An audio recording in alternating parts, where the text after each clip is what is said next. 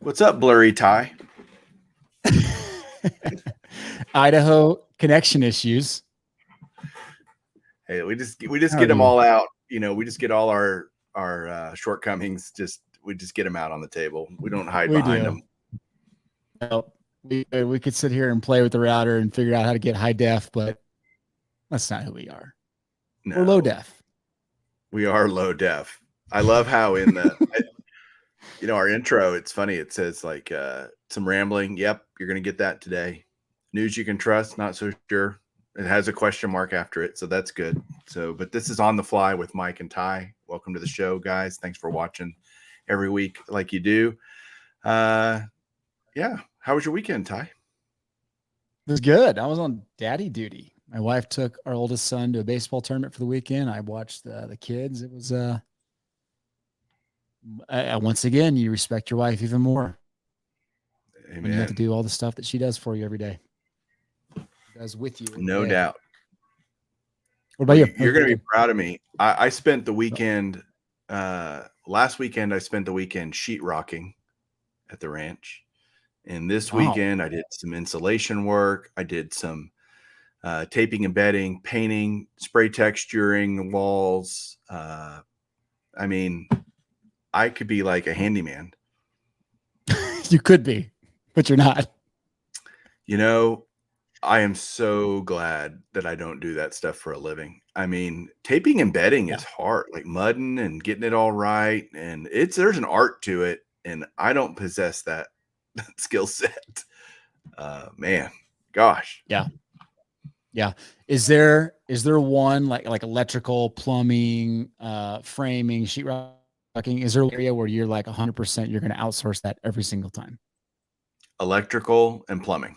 I'm never gonna risk screwing that up because that means you have no I mean, that because the if you screw up a sheetrock job, right? Yeah. I mean, does that really affect your life? But if you can't flush the toilet or, get on the internet, then my wife gets very angry very quickly. So leave that to the professionals. You know what I mean? There you go. Yeah. I don't disagree at all. So Yeah. last week, this will probably be a quick topic for us, but the NFL draft was over the weekend. Did you catch Hmm. any of that? No. So Bill Burr, comedian, has this little bit about the NFL draft, and he basically says, uh, why in the world are you watching it? Like you're waiting for guys to get called out. And you're talking, every draft analyst has the exact same thing they say about the person. Oh my gosh, great potential. It's going to be so exciting. Where I fall in the NFL draft, I just don't watch it. Yeah, I just don't care. Give me the read out I the end. watched I watched 0.0 minutes of it. I did kind of follow along with who was getting taken on my phone, as especially the Cowboys. And I was it was interesting to see five defensive players get chosen, one Yeah. quarterback in the entire first round. I mean, if I think you look at the draft and you look at themes in the draft, and you can kind of, okay, that's kind of neat or interesting or whatever. Yeah. I mean, very few quarterbacks being taken. I thought that was fascinating. All the defensive guys, everybody's trying to beef up defense, and that it was Yeah. a weak draft class overall. I think there was no 100%. super marquee name, right? Yeah. And Tyson had a bunch of text on or tweets on it. And, obviously Tyson's our NFL draft guy, bench clear. And he basically said, it's one of those like, you get worried about Prism football next year and the product's coming out, but you also think maybe that makes this year's product even more exciting and valuable because of how deep it was. I don't know. What's your take on that? Well, yeah. I mean, you strong draft class are never bad. Like I would Yeah. say, you want marquee players, great quarterbacks, whatever, for every year, honestly. And so Yeah. that's to not have one. I guess you can look at the silver lining of, okay, well, that'll make this year's product even better. That Yeah. that seems to me like your second choice of way things could go. Your first choice would be every draft class is strong and has great potential. So I don't Yeah. know. Yeah. It's one of those like because it's so weak, it makes everything else around it feel better. It Right. makes the other ones look good. That's what I feel like this class was. It's going to be like, you're probably a little diamond in the rough, but to Right. carry products, oh, that's got to be tough for the manufacturers. And do you really know? I mean, you don't. It's football's a little bit different than baseball. You know pretty quick who the impact players are. It's just as true of basketball too. But in Yep. basketball and baseball especially, sometimes it takes years for the draft class. Do you look back and go, "Oh, that was a good draft class," or "That wasn't"? It's rare Yeah. we have things like 2018 where you have not that that was a draft class, but I'm talking about first year cards, rookie cards, or rookie class, I guess I should say. It's Yeah. unusual to have one like 2018 where you had so many impact players quickly, right? So uh, For sure. time will tell. It could end up Yeah. being, man, I'm so glad I had 2022 Prism because so and so turned into a beast, right? Who knows? Yeah. What about the eBay PSA news? That was big. And it came out right in the middle of the week last week. So eBay is now going to authenticate slabs. I think it's over $2,000. I don't have the data in That's front right. of me. I think that's the rule, right? Over Two grand. $2,000, which is obviously it's going to get lower. It's going to get lower and lower and lower. But right now, it's going to any slab sold over $2,000 are going to be sent through PSA to be authenticated before it hits the buyer. What do you think? Give me your real, true, honest thoughts here, Mike. Pointless would be my real honest take. All this extra steps and adding hands touching cards and all that. I mean, is it bad for the hobby? No, probably not bad. I just don't think it's necessary. I think we're doing a lot of activity to not equal much progress, and I don't like Yeah, doing activity just for activity's sake. yeah, Your thoughts? yeah. I no, I totally agree. I have a couple frustrations with it. One, the idea of one grading company now being responsible with authenticating the slabs of other grading companies, me already just raises so many red flags and potential hazards. The second PSA comes out and says BGS, that's a bad slab. Or like, I get that maybe they're just authenticating the slab itself, but if they call out a card inside of a BGS slab, like if it gets that deep, holy moly, this could be awful. But I think you said this offline. It's not it's not like PSA caught up with the backlog. Like it's not like they have a bunch of free time. How Right. are they now going to be authenticating cards from eBay when people are waiting on their orders still? I don't get that. Now, it's probably not. I'd love to know the numbers, and I bet you could pull this on Terapeak. Like last month, how many slabs were sold over $2,000? Like, Yeah. I know you could pull that, not right this second, but it'd be interesting to know what type of inflow that's going to be to them in terms of workload. Um, Yeah. if it's a couple hundred slabs a month, that's not that big a deal, really. Right. But I don't know what the numbers are, so it could be 2,000 slabs a month or five. I don't know. I don't know. Yeah. Interesting. And As you're typing, I'm you're right. pulling it up. You said that that'll be lowered, and I'm sure it will be lowered 100%. Like Yeah. it'll end up being a $500 probably limit would be my guess where they get with that. Yeah. So if I go 2000 and above, what's your guess? It's pulling it up right now. I can tell you right now. Oh, How many do you think aren't you? sold? In like April, Month of April. 400.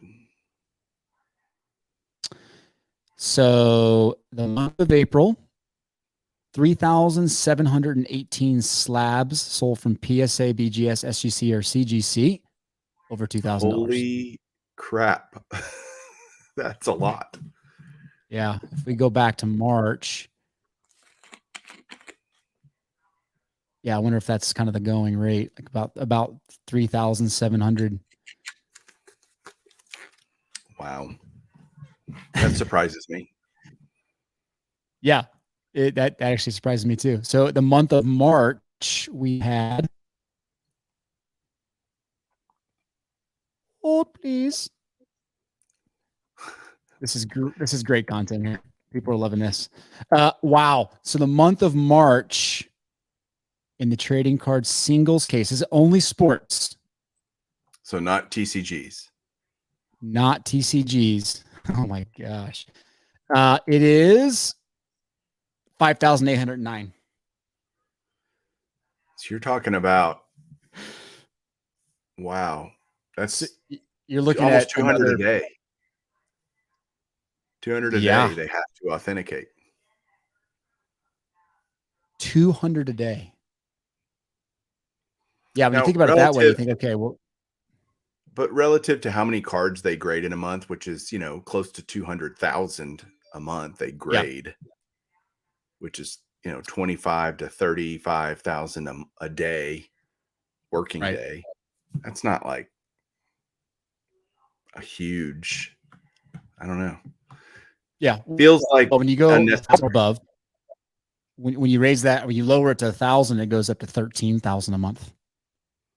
Wow. So yeah, they're gonna ease into that. But again, I don't think anyone that at least I know was asking for this service.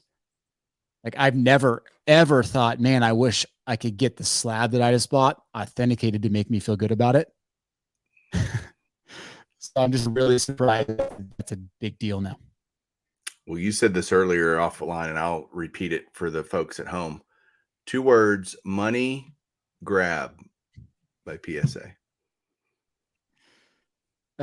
Not so much PSA, eBay, right? Because although it's a free service now, you and I said this months ago when the authentication came out, it's going to be a service we have to pay for. Yep. They're setting the stage, and the way they're setting this up for the vault and their eBay, live auctions and stuff. They're doing this because they're gonna essentially force you to keep your cards in the vault to prevent it from going through authentication or to keep things flowing pretty quickly. So once it's authenticated in the vault, it moves around safely, if you will.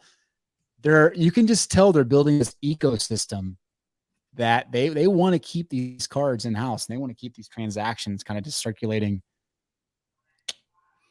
And Money, I money, money. think that it gets to where they can justify increasing seller fees. There you go. That's exactly it. That's probably how you start paying for it. We're going to keep this service free, but now you got to pay 16% to list your card here. Yeah, that's a great point. Money We're grab. sold. Nope, we're not. Yeah. Well, and the non-graded card threshold just got lowered to 250. So that happened, I think, a week and a half, 2 weeks ago. So I don't know how low they're going to go with that. I don't feel like they can go much lower, right? Before long, it's just like you're getting into junk cards now. It's like, is this really adding any value at all? Yeah, I still. How many months has this been going on? 3 months, maybe. Yeah. Something like Yeah. that. I still haven't bought a card on eBay that needed authentication. But that's just because I'm having a really hard time finding things that I want to buy at prices I'm willing to pay. So Yeah. that's more a Yeah. me problem than a service problem. Yeah. That's totally a Mike Moynihan problem. I have lots of them added to the list. It would be too long of an episode if we had to go through all those. That's true. So this brings up a good point. You did a great video on the recession or cards recession proof or vintage cards recession proof. And then I did a video a couple days later on just the grading card data that we're seeing, right? We're seeing kind of the PSA, SGC battle, BGS battle taking place. Great video, by the way. Yours was awesome. Thank you.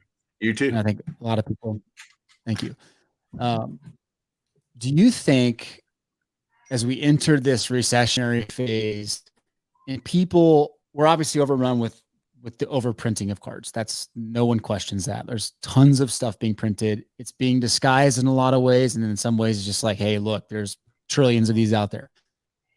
But when we look back a couple years from now and we see the 50 different parallels inside of all these products now, when you look at Bowman Chrome coming out, there's like 5 new parallels in retail alone. Are we going to have this mass like gravitation back towards just the parallels we like? And more importantly, when people are investing cards and thinking like, hey, this, ultra laser blue hollow is numbered to 99. So therefore it's like, it's got scarcity, but nobody cares about the ultra, pulsar blue laser hollow.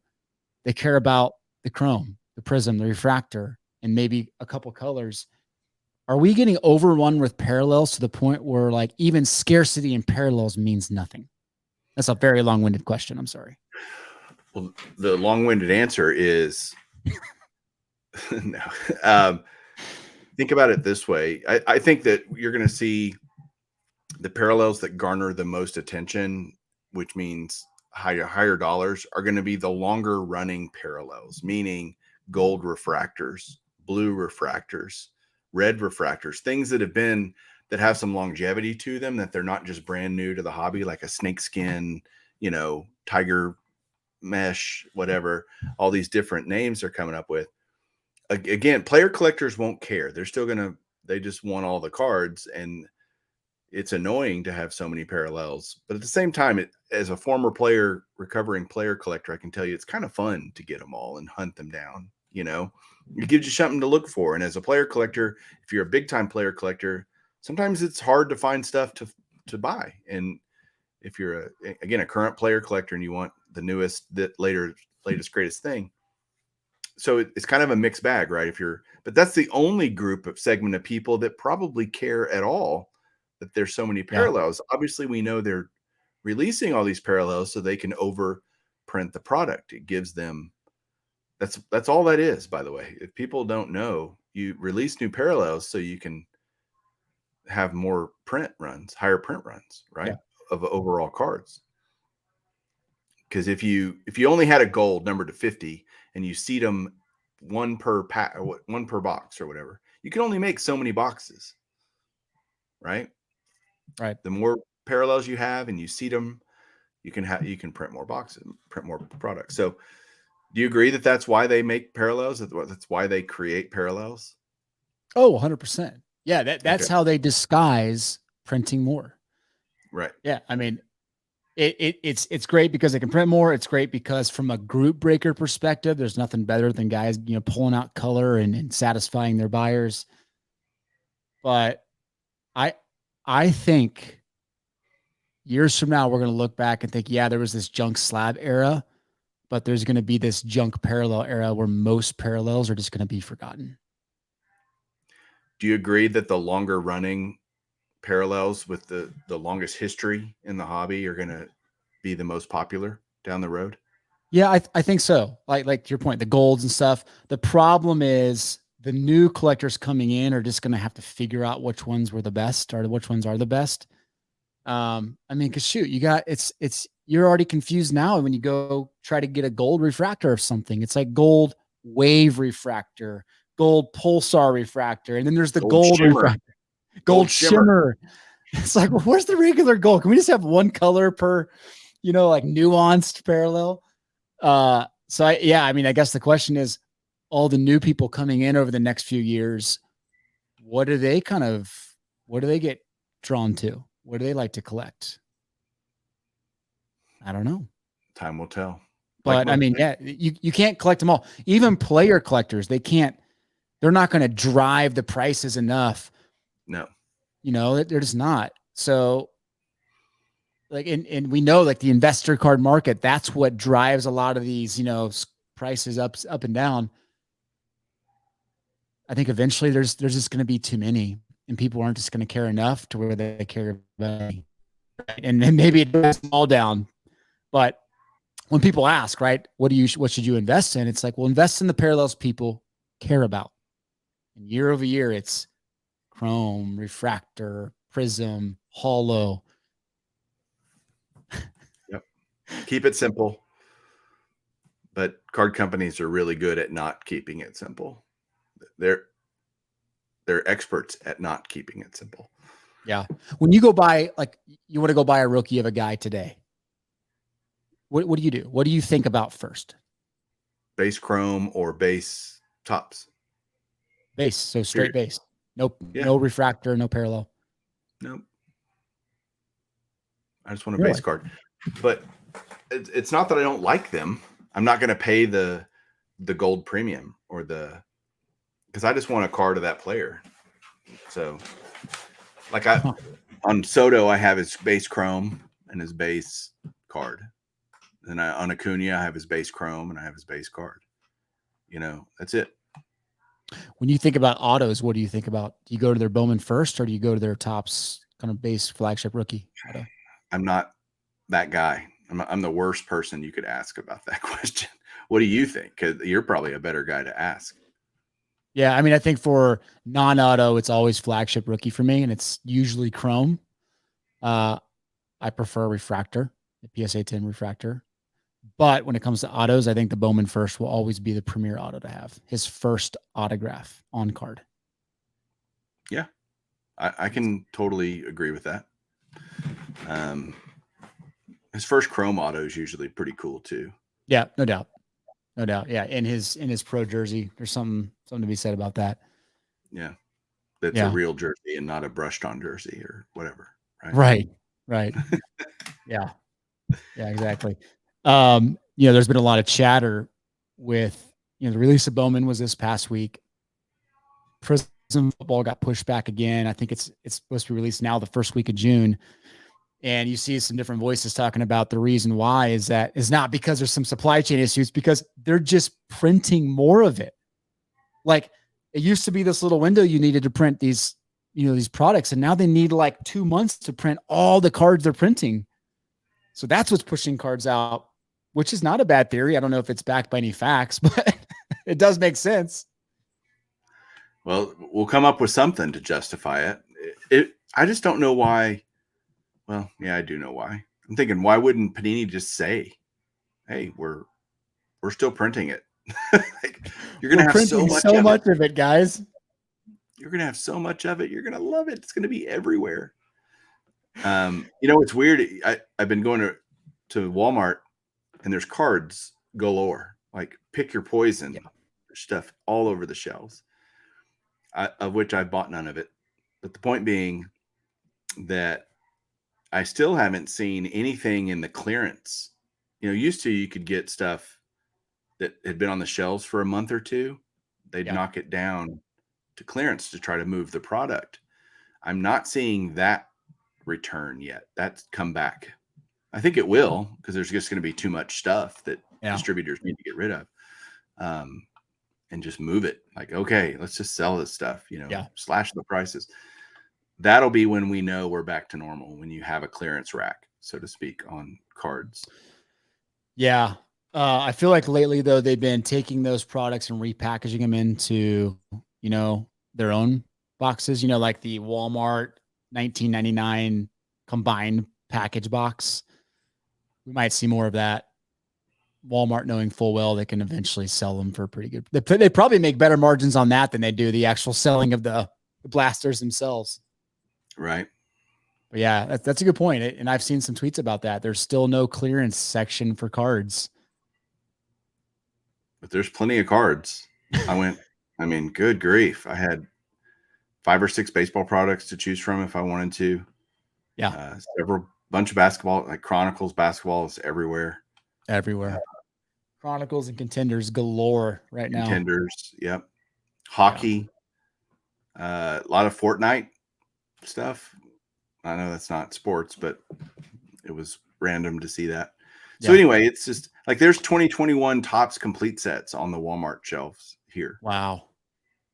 They're just sitting there, $59.98 a piece, Yeah, I say wow, like in the last 2 years, that's unusual to see. But 3 years ago, that was very normal.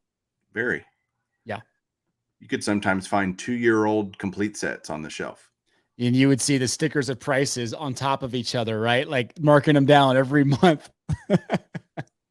Yep. Someone take this, please. But that's economics 101, right? Supply and demand.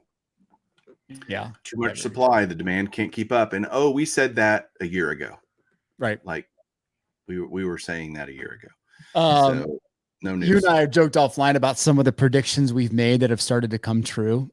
One that I was just thinking about earlier was our plea for people that if you really want to go invest in a guy, go invest in Mike Trout. This was, 2-3 months ago. My, oh my, do we look like Nostradamus of the card world? Because that guy, people forget how good Mike Trout is. He's just killing it. The guy looks like a robot out there. Washed up? Nope. He's still Mike Trout. Like, he's still got another. He could have 5 more really good, solid seasons. Pretty easily. To think about. And then you got guys like Scherzer. These guys turning back time. Scherzer, Kershaw, Verlander, even. These pitchers that are already Hall of Fame worthy. Yeah, are just blowing the doors. Pujols. Granted, we're a month in. Let's not, yeah, get too excited yet, but into the season. But it's fun to see Trout be Mike Trout, and not surprising. If he's healthy, 100%. He's going to play really well. Ohtani's struggling a lot, which I think is really surprising, honestly. That's been surprising to me. And I've seen a lot of the Angels because they play in the same division as the Rangers. And so I watch a lot of that. And Ohtani's on my fantasy baseball team. There you go. So you have a reason. It's been rather disappointing having him on my. It has not been great. Pitching, he's in, and Madden's not letting him pitch deep into games. Yeah, it's like they're trying to protect him so much. Yeah, it's like, golly, dude, let the guy pitch out of a jam, Yeah. Well, okay. What's next? That's it, man. We're at 27 minutes. What do you got coming this week? You have a great episode coming. I already know it's coming. I'm super excited to watch it.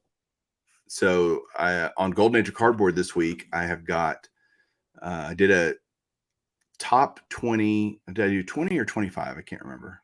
Maybe 25. It was top 20. Top 20. Top 20 Topps era vintage or just vintage rookie cards, Topps rookie cards in price. And I think you'll be surprised at the top 5. And I have a lot of data to back it up. And so I really geeked out over doing that episode. I really enjoyed because I didn't know. I was like, let me see what the top 20 Topps rookie cards are. And it's key that I distinguish that it's Topps rookie cards. Because Mantl's not in there. Mays isn't in there, So go watch the episode. That'll be released on Wednesday. Hope you enjoy that. And next week we start national talk on Golden Age of Cardboard. So, oh boy, yeah, it's coming. That time of year. It is. What about you? I have a hobby shop interview this week. So a little every couple months, try to get a different hobby shop owner on to talk about what's happening in their world. What are they seeing from the front lines? So that'll be good. I think it's always good to get that perspective. We tend to be in our little bubble. Can I tell you what I'm most excited about this week, content wise? What are you most excited about, Mike? The new show, Chasing Yes. Cardboard. First episode tonight. Debuts tonight. And for those of you guys that don't know, that aren't following the channel Chasing Cardboard, we'll put a link down below to that channel. It's its own channel, is Chasing Cardboard. And it's the series that Ty, you and Matt have worked incredibly hard and done. And Matt's done most of the heavy lifting, quite frankly.